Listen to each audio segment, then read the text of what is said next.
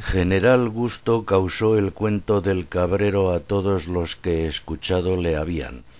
Especialmente le recibió el canónigo, que con extraña curiosidad notó la manera con que le había contado, tan lejos de parecer rústico cabrero cuan cerca de mostrarse discreto cortesano. Y así dijo que había dicho muy bien el cura en decir que los montes criaban letrados. Todos se ofrecieron a Eugenio, pero el que más se mostró liberal en esto fue don Quijote, que le dijo: Por cierto, hermano cabrero, que si yo me hallara posibilitado de poder comenzar alguna aventura, que luego me pusiera en camino, porque vos la tuviérades buena, que yo sacara del monesterio, donde sin duda alguna debe de estar contra su voluntad, a Leandra, a pesar de la abadesa y de cuantos quisieran estorbarlo, y os la pusiera en vuestras manos para que hiciérades della a toda vuestra voluntad y talante, guardando, pero, las leyes de la caballería, que mandan que a ninguna doncella se le sea fecho desaguisado alguno, aunque yo espero en Dios nuestro Señor que no ha de poder tanto la fuerza de un encantador malicioso que no pueda más la de otro encantador mejor intencionado, y para entonces os prometo mi favor y ayuda, como me obliga mi profesión, que no es otra sino es favorecer a los desvalidos y menesterosos. Miróle el cabrero y, como vio a don Quijote de tan mal pelaje y catadura, admiróse y preguntó al barbero que cerca de sí tenía: Señor, ¿quién es este hombre que tal talle tiene y de tal manera habla? ¿Quién ha de ser? Respondió el barbero, sino el famoso don Quijote de la Mancha, desfacedor de agravios, enderezador de tuertos, el amparo de las doncellas, el asombro de los gigantes y el vencedor de las batallas. Eso me semeja, respondió el cabrero, a lo que se lee en los libros de caballeros andantes que hacían todo eso que de este hombre vuestra merced dice, puesto que para mí tengo o que vuestra merced se burla, o que este gentilhombre debe de tener vacíos los aposentos de la cabeza.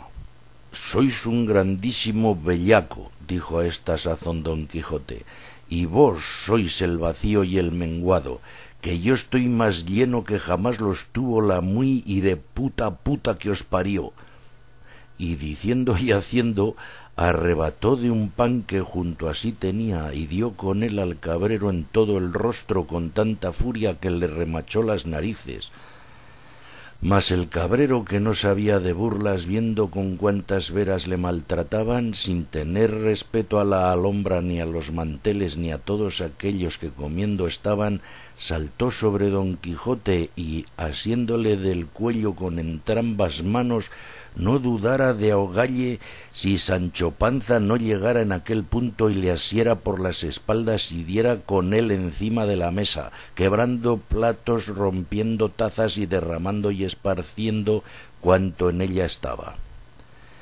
Don Quijote, que se vio libre, acudió a subirse sobre el cabrero, el cual, lleno de sangre el rostro, molido a coces de Sancho, andaba buscando a gatas algún cuchillo de la mesa para hacer alguna sanguinolenta venganza, pero estorbábanselo el canónigo y el cura. Mas el barbero hizo de suerte que el cabrero cogió debajo de sí a don Quijote, sobre el cual llovió tanto número de mojicones que del rostro del pobre caballero llovía tanta sangre como del suyo. Reventaban de risa el canónigo y el cura, saltaban los cuadrilleros de gozo, zuzaban los unos y los otros como hacen a los perros cuando en pendencia están trabados. Sólo Sancho Panza se desesperaba porque no se podía desasir de un criado del canónigo que le estorbaba que a su amo no ayudase. En resolución, estando todos en regocijo y fiesta, sino los dos aporreantes que se carpían, oyeron el son de una trompeta tan triste que les hizo volver los rostros hacia donde les pareció que sonaba, pero el que más se alborotó de oírle fue don Quijote, el cual, aunque estaba debajo del cabrero, harto contra su voluntad y más que medianamente molido, le dijo: «Hermano demonio, que no es posible que dejes de serlo, pues has tenido valor y fuerzas para sujetar las mías. Ruégote que hagamos treguas, no más de por una hora, porque el doloroso son de aquella trompeta que a nuestros oídos llega, me parece que a alguna nueva aventura me llama». El cabrero, que ya estaba cansado de moler y ser molido, le dejó luego, y don Quijote se puso en pie, volviendo a sí mismo el rostro a donde el son se oía, y vio a deshora que por un recuesto bajaban muchos hombres vestidos de blanco a modo de disciplinantes. Era el caso que aquel año habían las nubes negado su rocío a la tierra y por todos los lugares de aquella comarca se hacían procesiones, rogativas y disciplinas, pidiendo a Dios abriese las manos de su misericordia y les lloviese. Y para este efecto la gente de una aldea que allí junto estaba venía en procesión a una devota ermita que en un recuesto de aquel valle había. Don Quijote, que vio los extraños trajes de los disciplinantes, sin pasarle por la memoria las muchas veces que los había de haber visto, se imaginó que era cosa de aventura y que a él solo tocaba, como a caballero andante, el acometerla, y confirmóle más esta imaginación pensar que una imagen que traían cubierta de luto fuese alguna principal señora que llevaban por fuerza aquellos follones y descomedidos malandrines, y como esto le cayó en las mientes, con gran ligereza arremetió a Rocinante, que paciendo andaba, quitándole del arzón el freno y el adarga, y en un punto le enfrenó, y pidiendo a Sancho su espada, subió sobre Rocinante y embrazó su adarga, y dijo en alta voz a todos los que presentes estaban: «Agora, valerosa compañía, veredes cuánto importa que haya en el mundo caballeros que profesen la orden de la andante caballería. Agora digo que veredes en la libertad de aquella buena señora que allí va cautiva, si se han de estimar los caballeros andantes». Y en diciendo esto apretó los muslos a Rocinante, porque espuelas no las tenía, y a todo galope, porque carrera tirada no se lee en toda esta verdadera historia que jamás la diese Rocinante,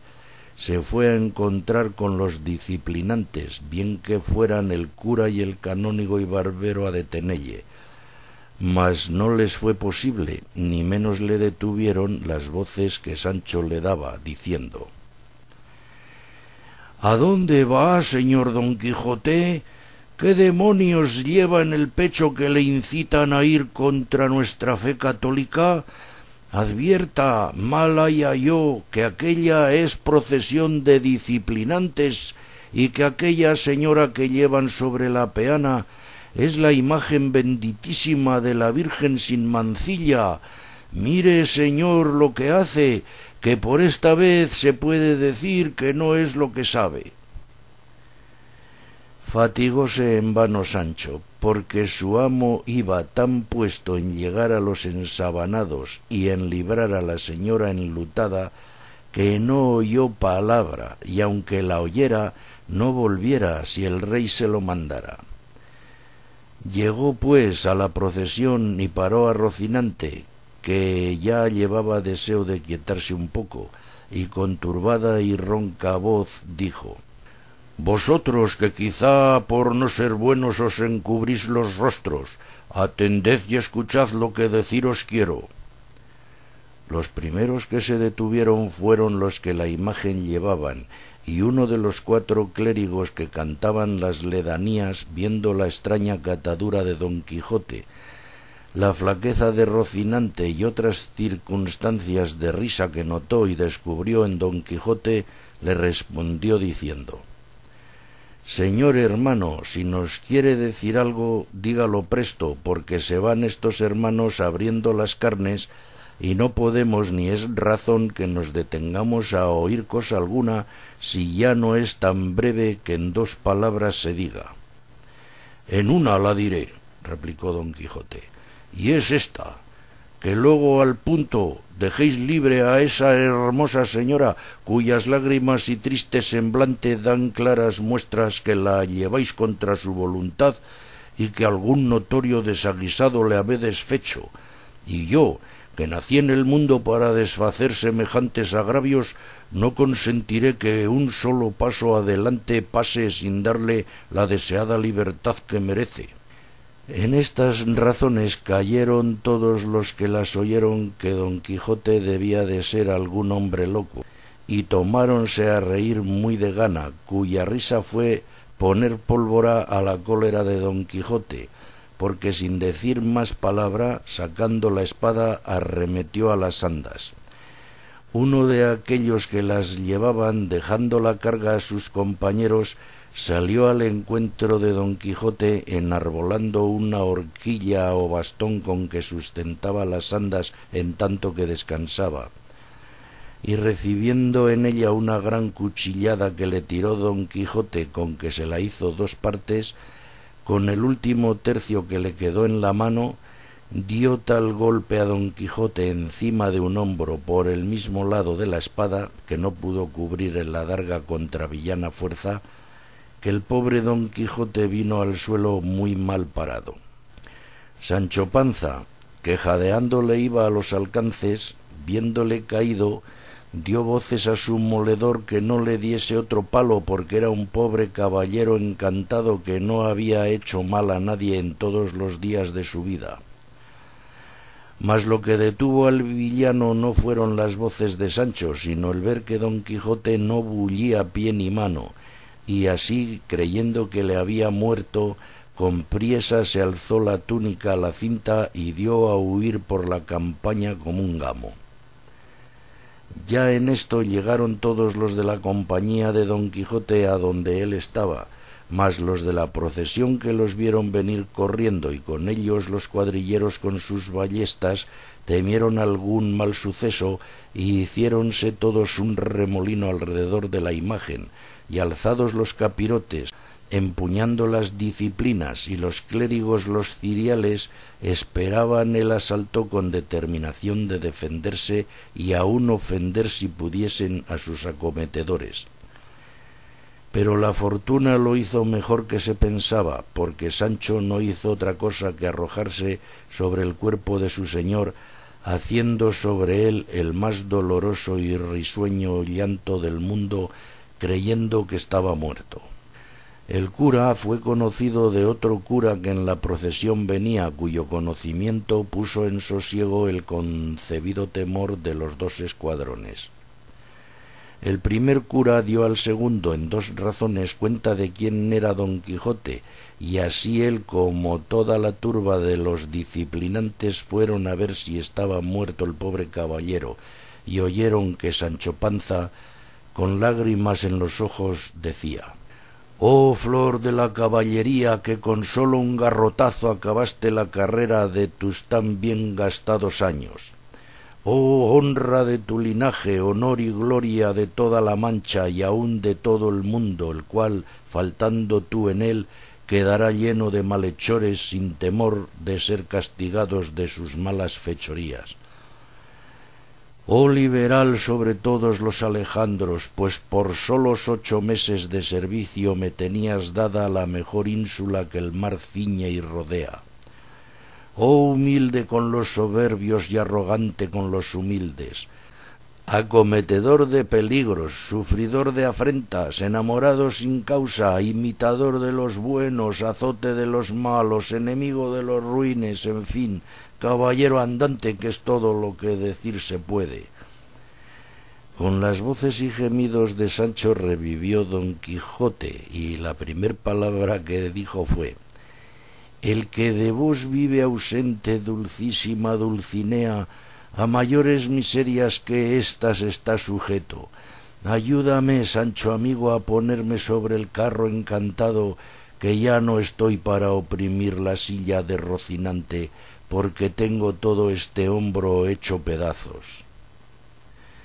Eso haré yo de muy buena gana, señor mío, respondió Sancho, y volvamos a mi aldea en compañía de estos señores que su bien desean, y allí daremos orden de hacer otra salida que nos sea de más provecho y fama. Bien dices, Sancho, respondió don Quijote, y será gran prudencia dejar pasar el mal influjo de las estrellas que agora corre. El canónigo y el cura y barbero le dijeron que haría muy bien en hacer lo que decía, y así, habiendo recebido grande gusto de las simplicidades de Sancho Panza, pusieron a don Quijote en el carro como antes venía. La procesión volvió a ordenarse y a proseguir su camino. El cabrero se despidió de todos. Los cuadrilleros no quisieron pasar adelante y el cura les pagó lo que se les debía. El canónigo pidió al cura le avisase el suceso de don Quijote, si sanaba de su locura o si proseguía en ella, y con esto tomó licencia para seguir su viaje. En fin, todos se dividieron y apartaron, quedando solos el cura y barbero, don Quijote y Panza y el bueno de Rocinante, que a todo lo que había visto estaba con tanta paciencia como su amo.